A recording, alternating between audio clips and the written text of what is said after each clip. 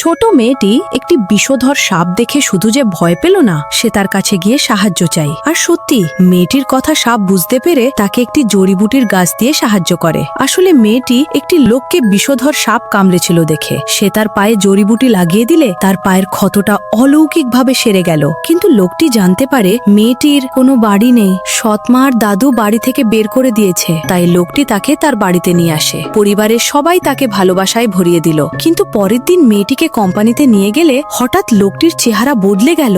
মেয়েটি বুঝতে পারল কোম্পানিতে বড় সমস্যা হয়েছে। জানা গেল গত রাতে এক গুপ্তচর ল্যাবে সবকিছু নষ্ট করে স্ক্রু পাউডারের ফর্মুলা পাল্টে দিয়েছে, ডেটা মুছে ফেলেছে। 3টি জারের মধ্যে কোনটা আসলে ফর্মুলা পাওয়া না গেলে কোম্পানি বন্ধ হয়ে যাবে। তখনই মেয়েটি এগিয়ে গিয়ে শুধু নাক দিয়ে শুকেই বলে উঠল, 1 নম্বর সবুজ, 2 নম্বর হলুদ, 3 নম্বর গোলাপি। যা শুনে সবাই অবাক। টেকনিশিয়ানরা পরীক্ষা করে দেখে একদম সঠিক।